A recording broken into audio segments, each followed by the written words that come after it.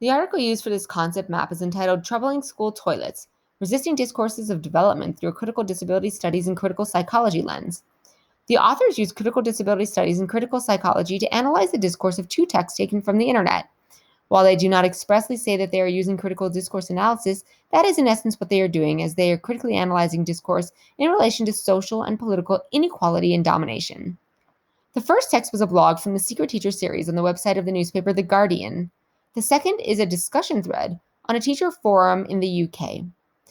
Their aim was to look at texts that have normalized certain talk about toileting for students, but assert that they are not purporting these texts to be representative of all talk on toileting by teachers on the internet. These texts were analyzed with three discourse frameworks: hygienic discourse, developmental discourse, and exception by diagnosis. We'll start with hygienic discourse. In hygienic discourse, the expectations are that student practices maintain cleanliness, such as hand washing and respect for bathroom spaces. The expectations are also that students self advocate toileting needs, and the hygienic discourse says that this leads to better concentration, better behavior, and increased attendance. Hygienic discourse is dependent on age, with early childhood centered on toilet readiness and independent usage. The older childhood is centered on school toilet issues, such as bullying in the bathrooms, no locks on stalls, and toilet cleanliness. Hygienic discourse focuses the discourse on cleanliness instead of recognizing stigmatization, and focuses the discourse away from power differentials inherent in toileting discourses. The second discourse is developmental discourse. In this discourse, the expectations are expressed in government issued policy, with verbiage including most students are reliably dry, and then age parameters attached to the statement, and that are not expected to toilet train students. The expectations are institutionalized in school practices by the non admittance of students who are not toilet trained, except if they have a diagnosed disability. And it's also institutionalized by total independence in toileting expected of students by the time they get to school.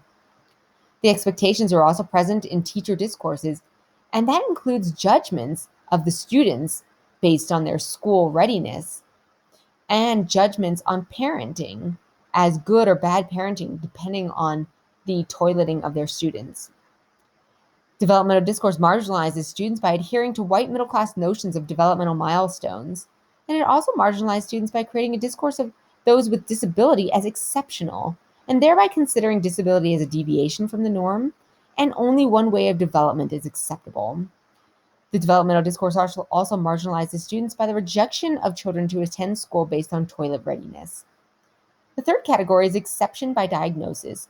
If this is expressed in written policy, which allows for students with disabilities to enter school without needing potty training, and it does not allow for other non medical exceptions.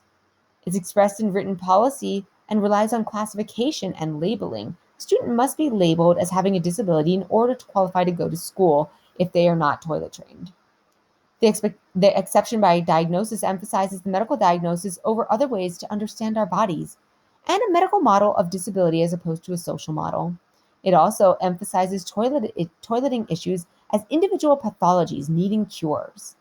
The exception by diagnosis fails to challenge normative discourses, including the binary discourses, able-bodied biases, and the classification of parents as good and bad. It also fails to question power structures. An exception by diagnosis also fails to recognize difference in child development.